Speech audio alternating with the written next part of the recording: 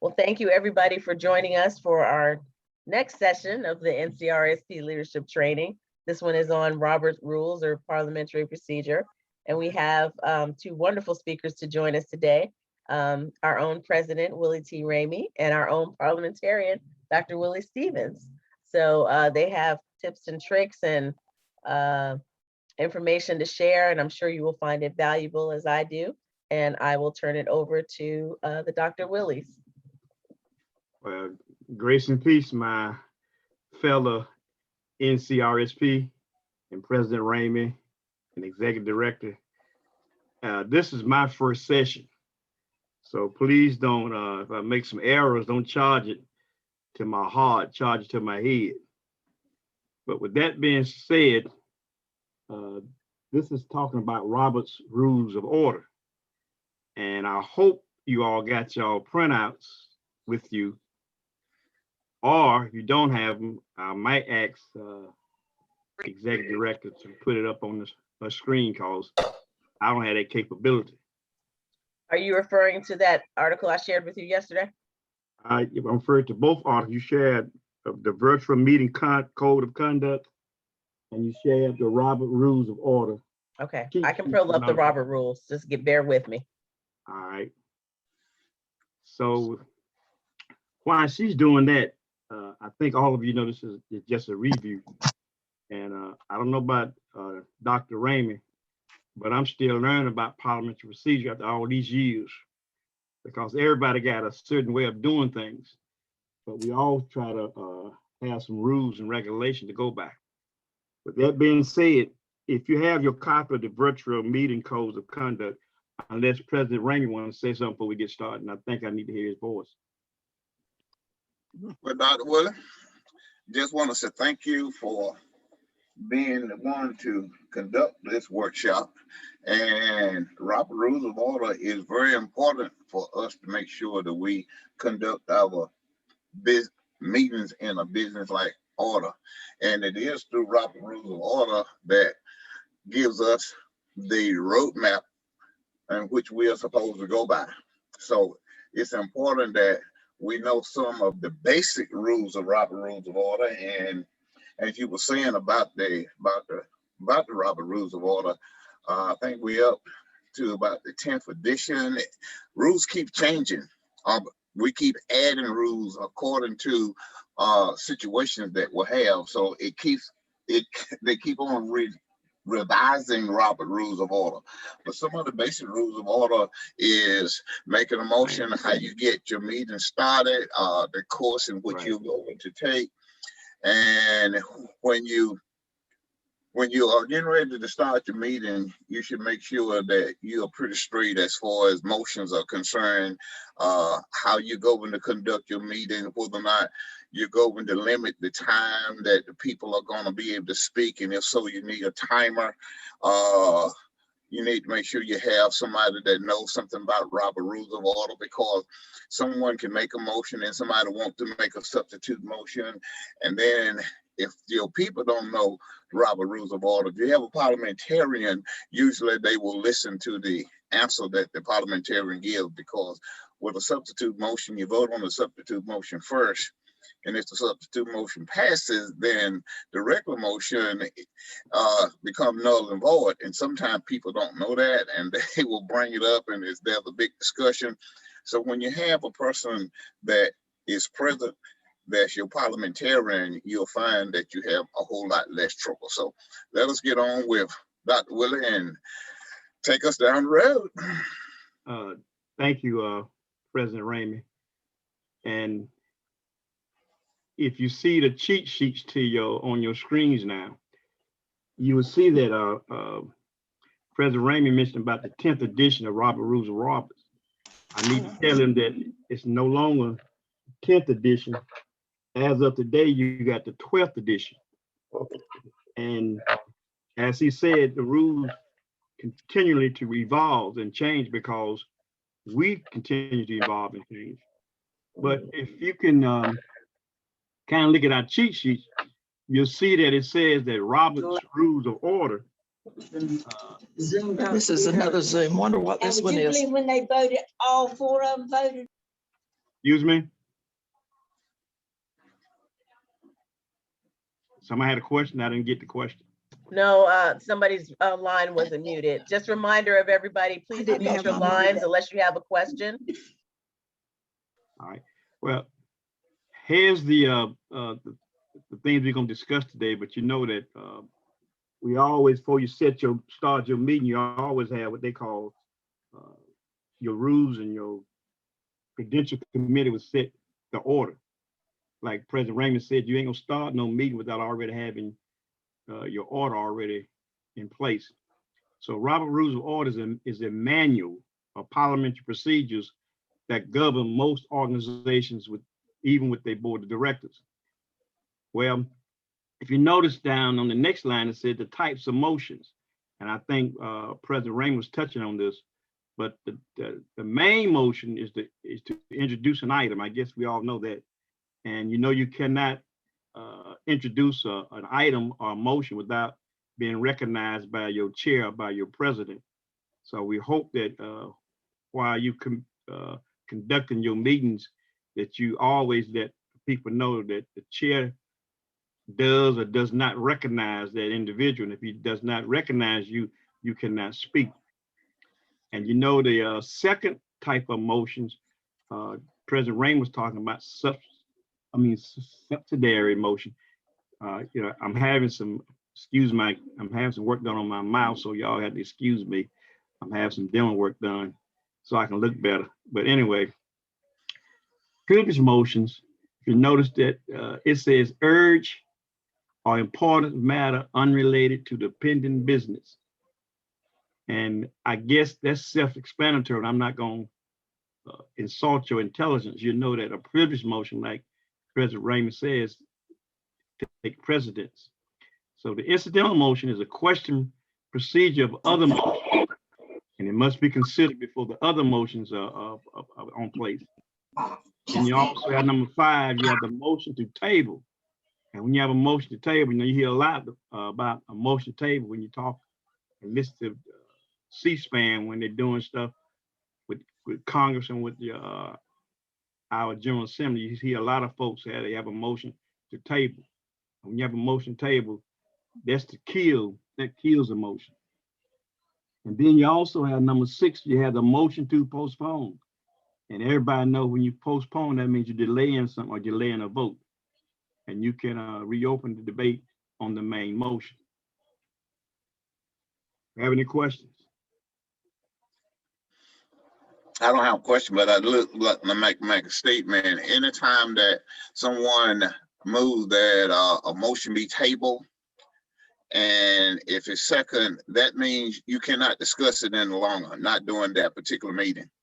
The only kind of motion that you can bring back is that if you table a motion, you can table a motion and you can go back to that motion during the same meeting. But if you move to table one, that's the end of that motion.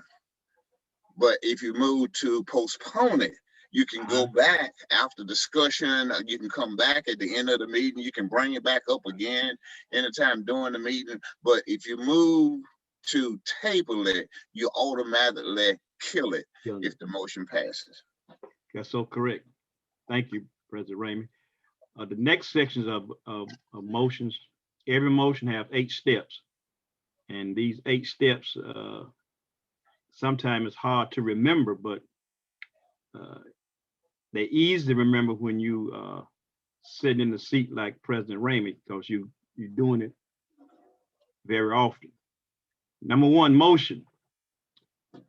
A member rises or raises his hand to get recognized, to signal to the chairperson that he have a motion he want to put to the floor.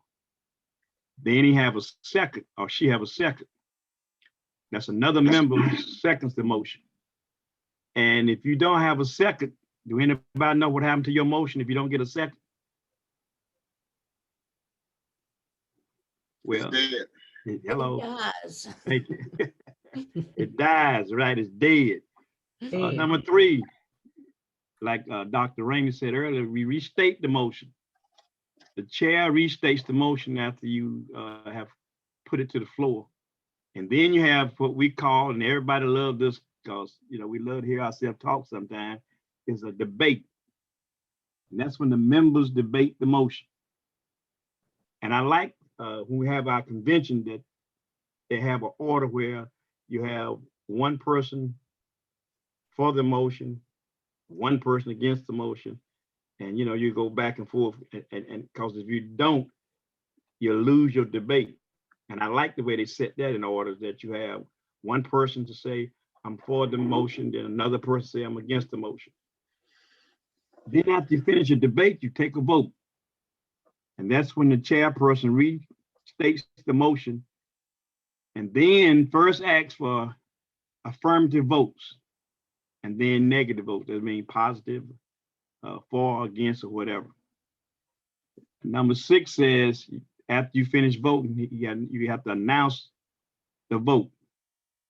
The chair announced the results of the votes and any other further instructions. If you notice down, you have a tip, and I like that tip. It says the board is in obvious agreement. The chairperson may save time by stating, if there's no objection, we will adopt the motion. Somebody asked a question, it's clear about, okay, now I can see.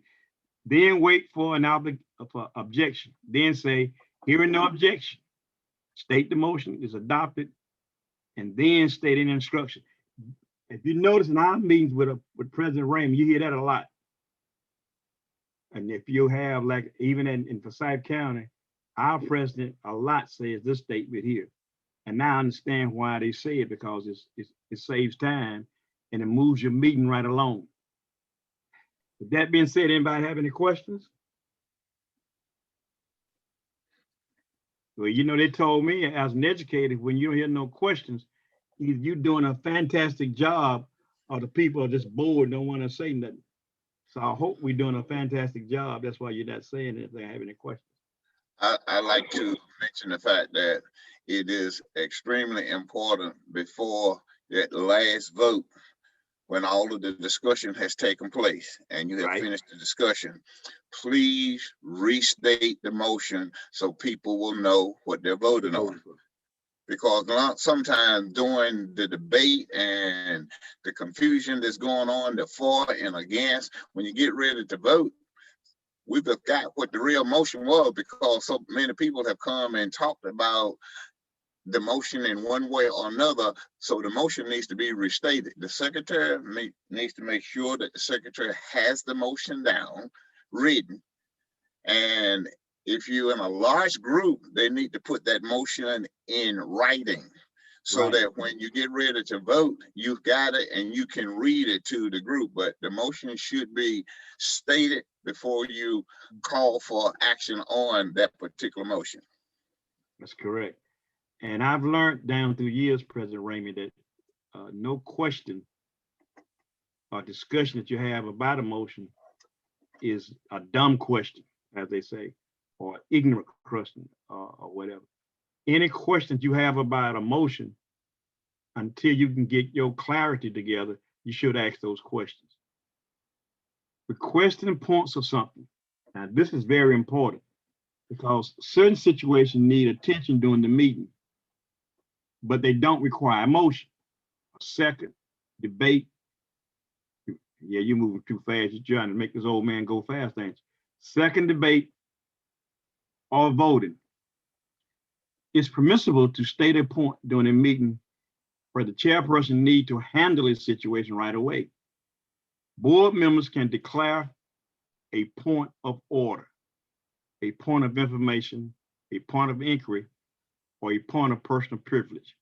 Now, we hear this a lot in our meetings, and sometimes I guess some people will say, why is she raising, or why is he raising the question for a point of information, a point of order? Well, you got to understand, they have that privilege to ask those questions and to raise those questions to the chair. Now, if you don't understand something, you need to get some information so that you can vote properly. So the point of order is, it draws attention to a breach of rules. When you say I raised the point of order, that means somebody have said something that was not improper or had an improper procedure, breaching of established practice, etc.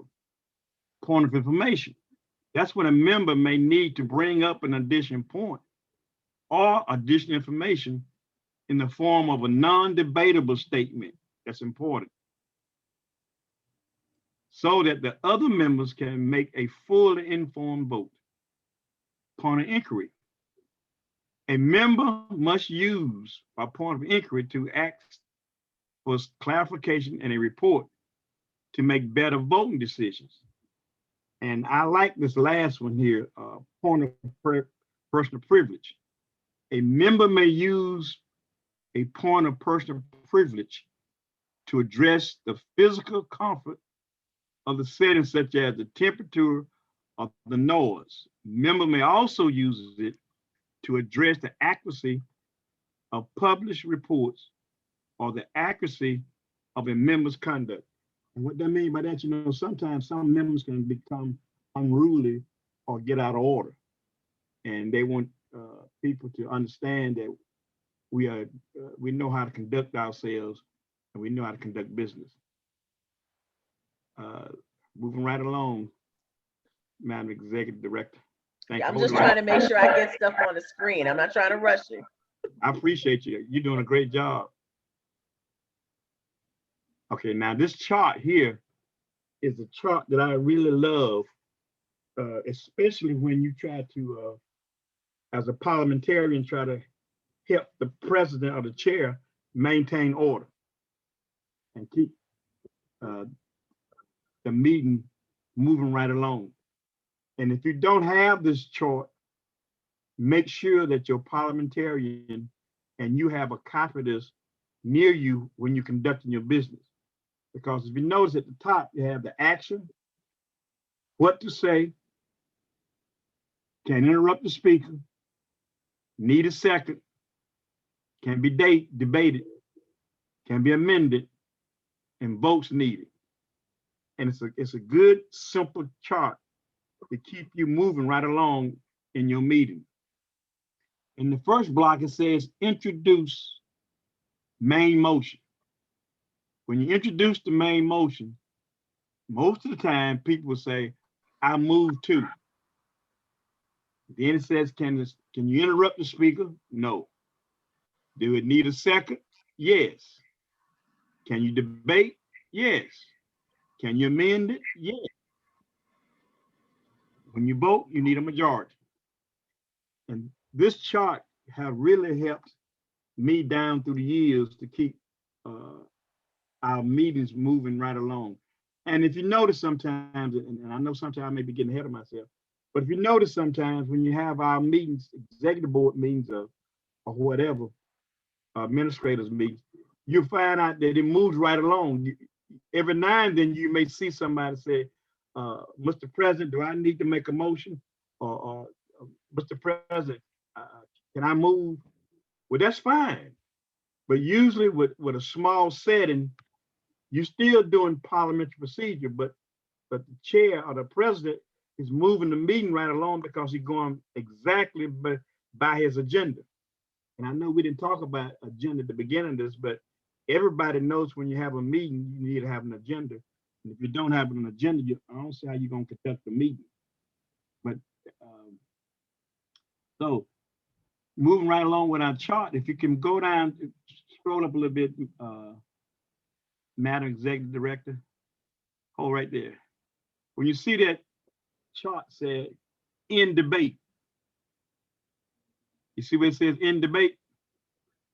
Right there, yes, in debate. And then you say, I move the previous question. Now, you know you can't be doing that to me. You Yeah, I'm not doing it on purpose. It's because it's on the website. So I'm bear with me. No, I'm bearing with you. I want Bear them to with bear me. with you. All right, well, You fine. go ahead. Okay. Do what you have to do. Because like I said, I think all of us has retired and we don't move as fast as we used to. At least I don't. So Well, if you whenever can you see get it, there, I'm there. if you can still see it, we'll just leave it like that. Can everybody see that? Hear and know? Okay. You see what it says in debate? And then you say, I move the previous question. Before I start studying parliamentary procedure, I did not understand what that I moved the previous question meant. And every time I asked a question, people looked at me kind of funny. But now I began to understand why they looked at me funny. Because I should have known that if you're going to end debate, you're going to have to move the previous question. And then it goes on and give you everything you need to do to move. Mr. Willie, Yes. you have a question in the chat. When approving the agenda, what's the protocol for the chairperson? Do they make the motion or does the chairperson ask for someone to make the motion? Well, President Raymond, you still with me? Yeah, I'm still with you. I want I was you. on mute. I didn't want to disturb anything. I want when you to you- answer that question because you're gonna answer it based on your experience. Yeah. Before we start the meeting, you ask the individuals to take a look at the agenda. You ask them if there is anything they want to add to the agenda. And when you've had that discussion about the agenda, and if there is someone there that comes to represent another person, and the way I would put this is in our form as far as our organization is concerned. If you have a chairperson that cannot come and someone comes in our place, if you have a regional director is sick and someone comes in their place, you have to vote them in so that they can be seated. And if you don't vote them in to be seated, then whenever you go into closed session, they have to go out of the meeting. They will not be able to vote. So the reason that you seat those person in that other person's place is so that they can be in the entire meeting as if the person that was absent was there. Right. After you have taken care of that, then the next thing you ask, if there are there any additions to the agenda that you would like to add? If no one adds anything else, then you ask for a motion to accept the agenda. So somebody says, I move that we accept the agenda. And if you want to later on, that motion can be one or two ways. I move that we accept the agenda. When you move to accept the agenda and someone seconds it and it passes, then that's the agenda that you accept. If you move to accept the agenda with latitude, that means as you go along and you want to add something else in, you can add something in. But the president is the one said, the floor is now open for a motion to accept the agenda. And it's up to the person how they do it. If they say, I move that we accept the agenda, someone seconds it, we vote on it, it passes. If you want to add anything else to it later, it has to come at the very end of the printed agenda. You can't add it in as you go along. That's why I always tell people make the motion with latitude, because if we're talking about zooming, Right. and then we get down to talking about representation and you want to talk about zooming now, you can't do it. You have to wait until the end comes. So, but when you do it, when you make that motion to accept with latitude, when you're talking about zooming and you want to bring something else in about zooming, you can do it and it doesn't have to be on the agenda. Okay, follow-up question. Can you also say, I move to close debate? Or should you Yes, say, I move the previous question? you can Yes. move to close debate. You can move for the previous question. Both of them mean the same thing. Thank you. That's right. Okay. And the Great question. president could also ask the board members ahead of time if there's anything they want to put on the agenda before the meeting starts. Yes. That's correct. That's correct. All right. Moving right along. Now, if everyone have a copy of the Robert's Rules of Order cheat sheet for nonprofits. I did If just you- put it into the chat so people can get I'm it talking from there. No, what I'm finna say though, if they have those, they can always revert back to that after we close this session. That's what I was getting ready to say. Correct, And sorry. I don't like to insult people's intelligence by reading stuff, but I like to review certain things. And I know that in the debate and the stuff that we're talking about, we have been using these in our last sessions that we had since we had the Zoom. Because before we close out, I wanted to talk about how you conduct your Zoom meetings using parliamentary procedure. And I think you sent a copy of that out too. Am I correct? We did. Okay. So I want to talk right quick before we get too far into our discussion. Do you want me to go further down or stop sharing?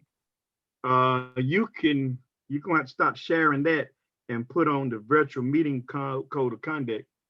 Okay, Because I think some people asked some questions in the chat that this gonna answer. okay, Because our next meetings, our next convention gonna be virtual.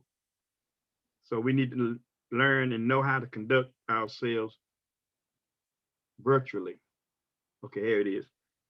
Virtual meeting conduct, code of conduct, excuse me. And if you notice at the beginning, the intro said the North Carolina Retired School Personnel, NCRSP, is committed to providing, and I like this, a safe, productive, and welcoming environment for all meetings participants and the NCRSP staff. All participants, including but not limited to attendees, board directors, speakers, volunteers, exhibitors, staff members, service providers, and all others are expected to abide by this virtual meeting code of conduct. Now, with that being said, y'all, we expect y'all to abide by this virtual meeting code of conduct.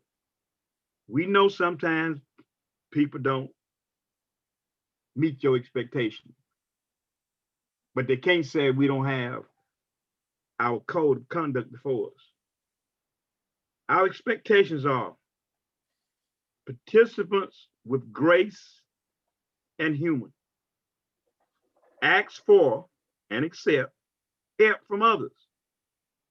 You want this to work for everyone. Embrace the moment and the technology to the greatest extent possible. Try something new. And I like this one. Suspend judgment.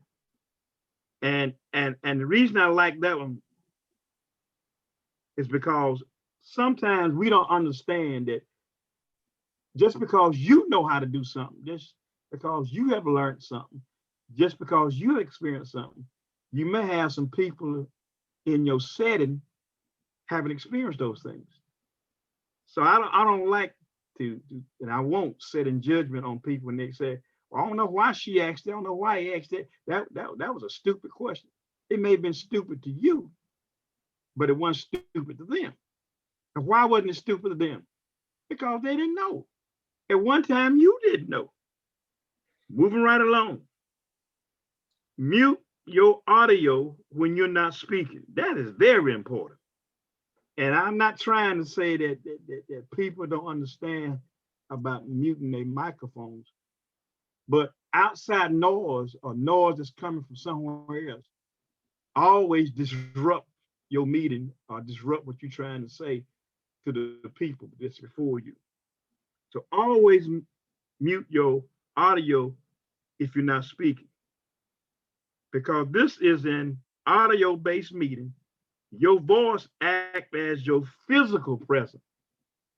Your voice acts as your physical presence, which means if you're speaking that way, we know you're present, okay? Be thoughtful of when you speak. Be courteous and don't interrupt the speaker. Now, one thing, Mr. President, I like about Zoom meetings is that the person that is controlling the apparatus can shut you and can mute you out. I like that part of Zoom because some people, as quiet as it kept, don't know how to control their input or don't know, quote unquote, when to voice their input.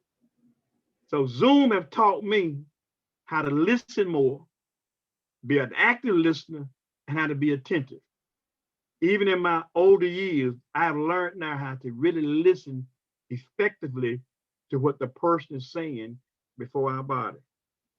So please, please be courteous and thoughtful to our members. Be considerate, respectful, and collaborative in speaking and listening. If you're not using your webcam for the meeting, cover it up. Now, see, that's something I didn't know, Madam Executive Director, Mr. President. I didn't know that. So Well, I'm sorry. that's because a lot of our meetings, we want people to engage and we want to see them. But there have been instances where sometimes you just have to do something else. Or I was on a call with some NEA people yesterday, and one of the person's children kept coming in, or my children come in. And so sometimes you just have to turn off your video and put your picture on. So All right. it's a fine line. You just have to learn to balance.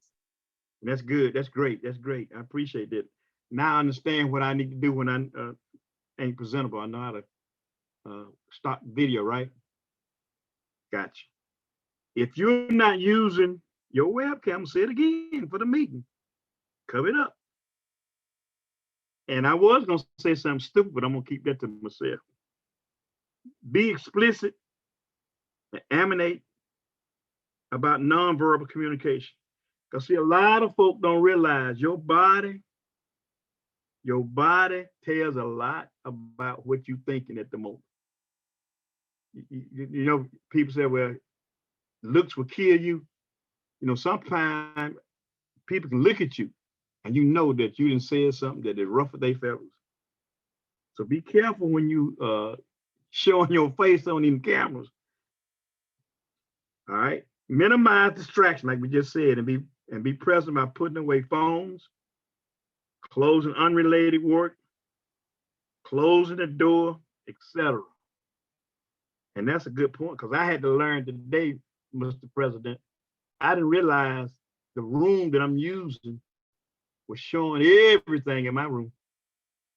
So I had to close some doors and put up some stuff that would hide some of the stuff that I wanted hid. Especially when she said that she was taping this. I said, these people can go back and they're gonna be talking about me. But that's fine. I like people talking about me. That means that I got them on my mind. All right, any questions? Because I'm not gonna read no more. We're gonna talk about unacceptable behavior though. Y'all ready? Now, my local president in Forsyth County talks about this a lot when she's talking to me. She said, Doc, you can't harass nobody now. You can't intimidate nobody now. And you know you can't discriminate in any form will be tolerated in our meetings, because she knows I love to run my mouth. But anyway, please don't harass our people, okay? Don't abuse them verbally, written, or physical, any participant. Please don't try to correct somebody when they tell you they want you to recognize them as this person or that person. Don't try to correct them. Just do what they say, okay? Next page, this last page. Use of social and mainstream media to target individual actions or participants in a way that could harm their privacy and or their reputation. Please don't do that. See, I learned growing up, Mr. President, that people can try to hurt you and destroy your reputation. But it's one thing they can't destroy, only you can, and that's your character. So when you try and destroy my reputation, that's fine. Because my reputation is not really who I am. My character is who I am. So when we conduct our businesses, try your best not to try to harm people by coming after them because, quote unquote, you don't like what they said at the last meeting, and the last meeting is already gone, and you bringing up stuff from the last meeting because you said something that quote unquote that they didn't like, and now we got a whole lot of friction in our meeting. I'm gonna end this session with examples of unacceptable behavior, including but not limited to. We just spoke on this too a few minutes ago. Verbal comments relating to gender, sexual orientation, disability, physical appearance, body size, race, religion, national origin, inappropriate use of nudity and or sexual images in public spaces or in presentations, or threatening or stalking any attendees, speaker, volunteer, exhibitor, staff member, service provider, or other meeting guests. Because NCRSP reserve the right, listen y'all, NCRSP reserve the right to take any action deemed necessary and appropriate, including immediate removal from the meeting without warning or refund in response to any incident of unacceptable behavior. Now, with that being said, do you have any questions? Zoom has virtual background. Oh, I'm sorry. There is a question that keeps popping up about background, and it left me before I could see it, all of it. Zoom has virtual background that can be used to hide your room background. That is your computer can pull up backgrounds for you in your setting, and it will hide everything in your background, and all you'll be able to see is whatever background they pull up, and it will be behind you rather than in front of you.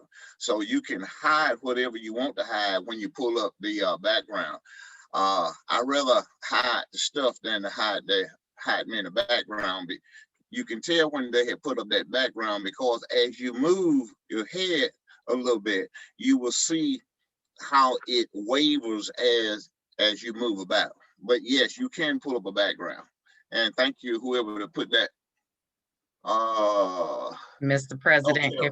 if you're looking at mine, you'll see the virtual background that's up. Right. At the beach. That's anybody who has a computer that there's a certain background speed and grade that you need in order for it to be clear, but you can change it to whatever you would like, whether it be something from Zoom that you can Google or one of their accounts, but you can do it for those folks who need a little hiding of a very disoriented or clouded room.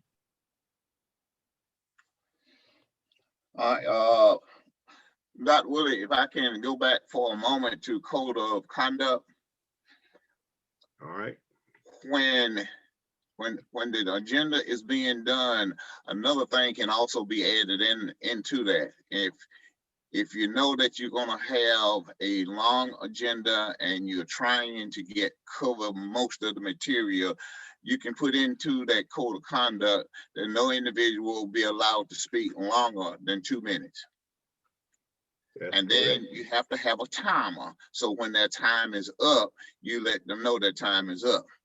My general rule is if you're only allowing 2 minutes, then you tell them that you're allowing 2 minutes, but I always tell a timer to give them 30 additional seconds. So it's 2 minutes and a half. But you can put that into your rule of conduct.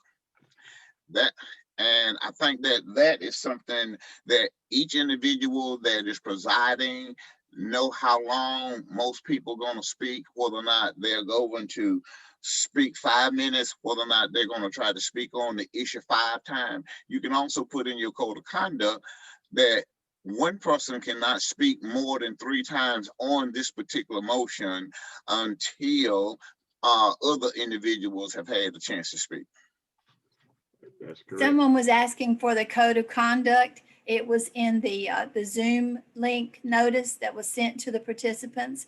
The code of conduct sheet was, and a link to the other pages that Dr. Willie was using was in the chat earlier on. That's correct. And they also got to remember, Mr. President, that we have a rules and credential committee that can help you can conduct and come up with rules of procedure. Because I noticed that every time we have a convention, if you look in your packet, they always have the rules and credentials page when you're having your state conventions. So if you know that you have a rules and credential committee, you can bounce things off them before you even start your meeting or you even set up your agenda, because your rules and credentials have of procedures that deals with order of business, seating the delegates, recording minutes, speaking who, when, all this. They have a set of procedures too, but that's when you got a whole lot of people, anywhere from say 200, 300, 400 people at a convention. So your rules and credential committee will always set the tone and set to for regular meetings that we have from a regional standpoint or from a local standpoint. You don't have probably no more than 100 people at your meeting. So you can use what we've been saying here lately. But with a big convention like we have coming up in September, I think you're gonna need to have some more rules and procedures to conduct your meeting. Okay. Anybody have any questions? There's another question in chat. Someone wants to know if the NEAR retired background is available. Teresa, do you know if that's available? The NEAR background? I do not Retired. have it, but I can follow up to see if I can get it, if it's Okay. available to you. Okay. One of the things that I see in meetings that people make the greatest mistake on is that in making a motion, they will say, I make a motion, or I motion, and it should always be I move. And that's the correct way. And I don't want to hurt anybody's feeling or make anybody look bad. So when they say that, very seldom I'll say anything. But it's I move. That's the proper way, not I motion. You are making a motion when you say I move that we end the meeting. That's the that is the motion. But you don't say I motion we end the meeting. And if you notice that Mr. President told us that Robert's rules are always evolving and always changing. And if you have a copy of your last year handbook, a book that we had for our convention, on page 10 to give you a quick reference for parliamentary procedure. And if you see that, it'll tell you what to say. Like if you want to adjourn and say, I move that we adjourn, everything that Mr. President is saying, our president is saying, is on page 10 in your book that you got last year for our convention. If you want to have a reference page to go to, and it says in that, I move all the way throughout it until you get down to when you protest a breach of rule of conduct, you'll say, I rise. to a point of order, not that you move. Okay? We got 15 minutes left, guys and girls. Anybody want to have some comments? Mr. President, can they give comments? Yes, well, we'll be glad to have comments. There is no such thing as a dumb question. Right. There's a dumb person that won't ask the question that they need an answer for. Right. I have a question before convention in September. Will we have more information coming down? Like, when you go to the conventions with NCAE, they have color cards to show whether you're making a point of reference or a point of order or a point of information. So will there be some way that we'll have information as to how to proceed when we're in debate or want to make a motion on any of the amendments? We didn't use them last year. Right, because we didn't have any amendments or new business items. I was just wondering. So far, we still don't. You don't have any amendments? Nope. More new business items as of yet. If there may be some from the floor, but that's a good point, Barbara. We'll have to talk about that and see if there's something that we can rig up or figure out how to handle. Well, is that because the Constitution needs to be updated anyway? Or what was, I don't understand the process of that then. If anyone has a constitution item that they wish to present, they present that constitution amendment change. They present that in writing.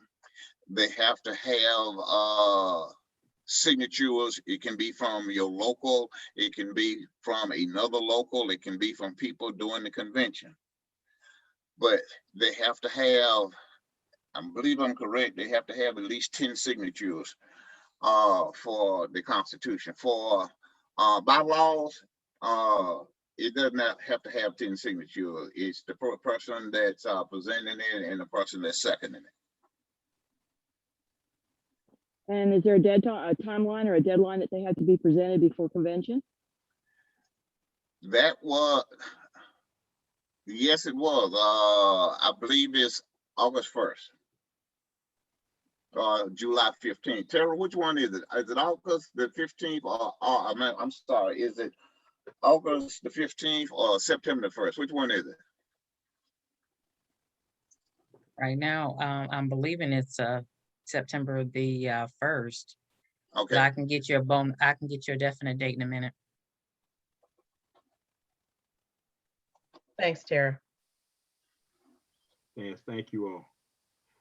So, and then too, to add to that, Mr. President, you know when you have a Zoom meeting or a Zoom convention, somebody always take care of the chat, and you have your motions or you have your questions in the chat, and then the chat person will let the chairperson know that there's a question on the floor or there's need to discuss some things. Yeah. All right. We'll have somebody that's doing the chat. Yeah. And the bylaws person will be working with them. Go ahead, Barbara. I was saying the bylaws person, I mean, your parliamentarian will be working with them so they keep everything in order, I would imagine, right? Right. So that you have the right order of who came, so there's no confusion as to the order of the persons that put in the chat. That's correct. I have a Tara, question in chat too about the Constitution and bylaws. Are they on the website? I was going to ask Tara. It's the latest version of the Constitution and bylaws on the web. No, not the latest with the new updates. I know we had one, the latest as of January, yes. Okay, all right. I couldn't find it. Can you tell me what it's under? Because we mentioned it this morning, and so I started looking, and then I didn't see it. Maybe it's under policies or something. I was just thinking about that. Yeah, I looked for it about 2 weeks ago and I couldn't find it either. Okay, because we had the one that was 1416, and then I didn't think there was anything because that was gone.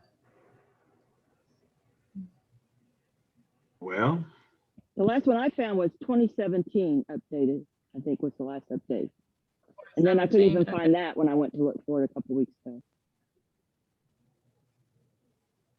okay. Say that again, you couldn't find that when? It was about a week or two ago. Did you find, you said you did find 2017?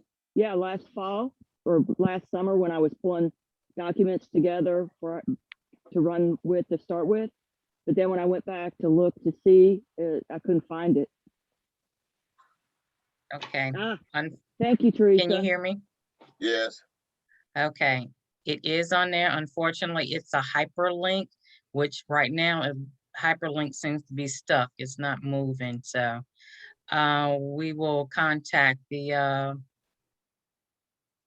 what it does website is account takes you and back to the sign-in see if page. we can figure out why it's not pulling up the hyperlink that takes you actually to the very updated one you're talking about. Yeah, it takes you Yeah, to the sign-in page where you put in your password. right. I just did that because where do we find it after that? It will be under the Where- governing documents. That's what I I know. thought too. But I don't see governing documents. Well, may I ask another rhetorical question? And I'm not sure if it's a valid question or not, but seeing as I'm new to the new kid on the street here, I don't necessarily know all of the ins and outs and the protocols. Is the NRCSP or NCRSP Constitution supposed to align somewhat with the NCAE Constitution? Or is it totally separate? I mean, aren't we sort of a combined body to some degree? Yeah, we're supposed to be aligned with NCAE and NEA. Okay, because I know that NCAE has made some constitutional changes 2 years ago, and I don't know if you've had an update to see if you're in alignment. I mean, I don't know. I don't know how the process goes. Well, Mr. President, Article 1 of our Constitution states in the last paragraph of Article 1, and I highlighted it, it says,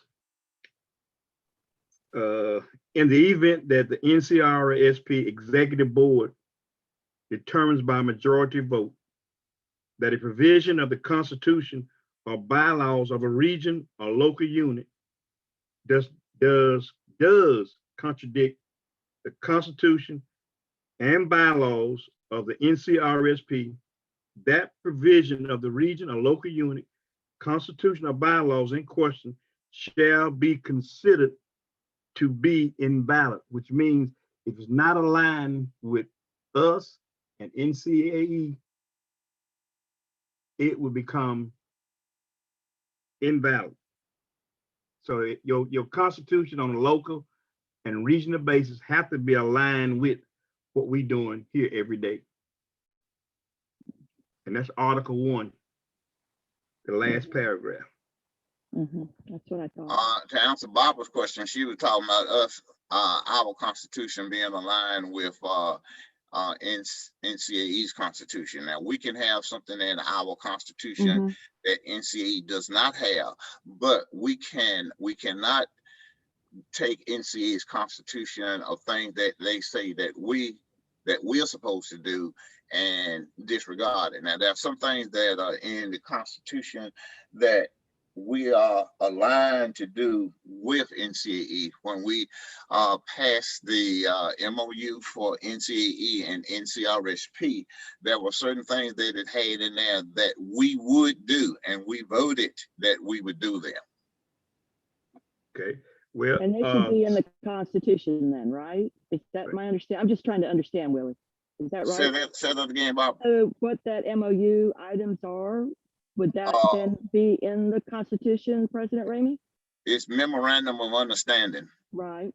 And no, it's not in the Constitution. That would be a portion that's in the bylaws. In the And bylaws. when we went back, trying to find the memorandum of understanding that was developed between NCRSP and NCAE, it was at the 1999 convention where NCAE and NCRSP voted on a memorandum of understanding, and it started with the school year 2001, and we went through with that up until 2012. And 2012 is when we transferred our members from payroll deduction to EFT. So Yeah. when we did that, it was in violation of the memorandum of understanding and that memorandum of understanding that was a main point for us was that they would give us $10,000 a year. Mm-hmm. And when we took people off of payroll, then that went away. Now we have another memorandum of understanding that all of our members that joined for the first time as of January 1st, 2021, their dues will be $144 a year, which is up from $114. As long as we treat new members in that way, that memorandum of understanding will stand. And it moves us up as far as the funds coming into us. We were actually paying NCAE more funds than we were getting ourselves. Mm-hmm. And in our negotiation, we made it plainly clear that these are our members, so we should get the majority of the fund. Exactly. So you cannot count local dues money. You can't count regional dues money. And you can't count NEA money. That's money that is in and you can't do anything about. The only thing we can do anything about is the state funds.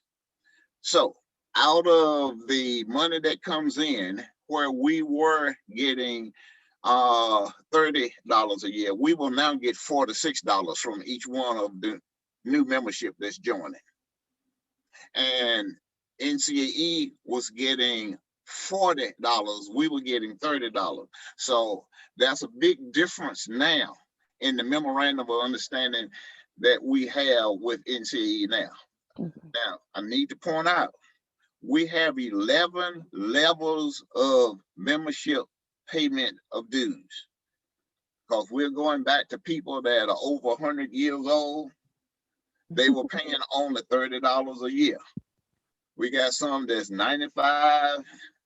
They were paying $40 a year.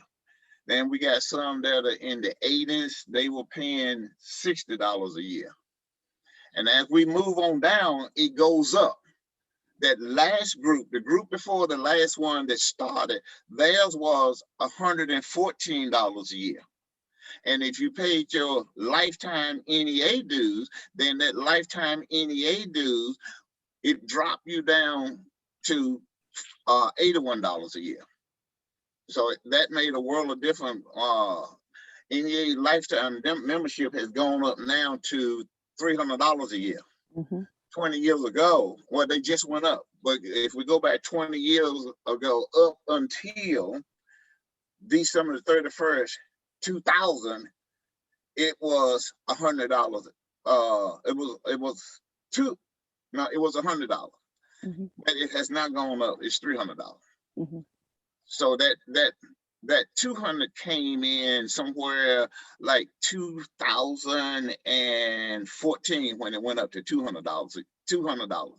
That's lifetime NEA, which Mm-hmm. means if you pay that lifetime due, then your regular money is less than what everybody else is paying. Mm-hmm. All right, with that being said, my friends, it's 2 o'clock. And I am a retired educator. And I believe in sticking with the time that presented to me. Now, if y'all want to continue that conversation with President Ramey, that's fine. But your parliamentary is going to say, adios. I'll see you next year. What do you mean next year? we'll When see we you had in a, September. we had a next, whenever we had a next, whatever we call this now. We got a meeting in September. He means the next fiscal year. He next means Next he's fiscal trying to be year. funny. He's meaning Okay, the next all right. fiscal year. Thank you, Miss Teresa, for looking out for Willie G. But yes, I don't want to tell y'all one more time. Yeah, well, even though you might be leaving, we need to make sure that because parliamentary procedure is so important. And if there's anybody else that has a question dealing with parliamentary procedure, I'll do the best that I can to answer it. Parliamentary procedure is the wheel that runs and operates the meeting. And it's important for us as individuals who are chairing a meeting, whether it's with NCRSP, in your sorority, in your fraternity, in your garden club, in your church, whatever it is, parliamentary procedure is the same. It doesn't make any difference what organization it is. So if there is another question, go ahead on and ask it.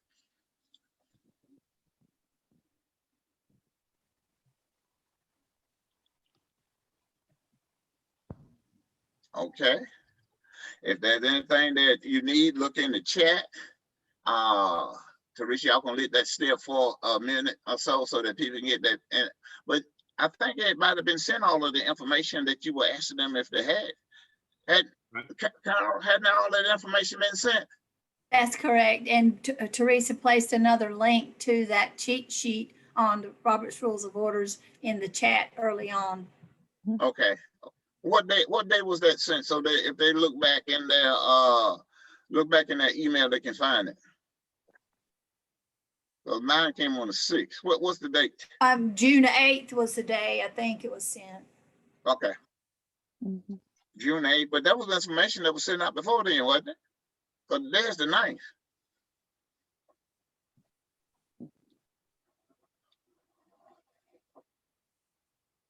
Maybe that was a follow-up on the 8th. Yeah, But that's what I was. it had everything in it. All right, the follow up on the 8th. Well, that they can find that easier. There might be somebody like me that get 30 emails a day and you can't get all of that stuff in. So go back and look on the 8th and you'll have all of that information that Dr. Wheeler was talking about. And Dr. Stevens, thank you so much. I appreciate it. And before we leave, I want to tell you that Doris Cooper has had her operation. She is home. She's doing well. She's a little weak, but she sends her love and thank you for the cards and the telephone call. I talked to her night before last, and Doris is one of those kind of person, when you talk to her, she'll keep you on the telephone for half an hour. And I said, Doris, I called to talk to you, not you talk to me. I just wanted you to know that we were thinking about you. We hope that you get well soon. We're looking forward to having you back with us. And please be blessed and get well. And Doris, goodbye. Mr. President, Tara says that the new business items should be in the state office by August 27th. August 27th. Okay. New business item, August 27th. Thank you. If there's nothing else, no other questions, then we still got 25 people. I'm one of the 25.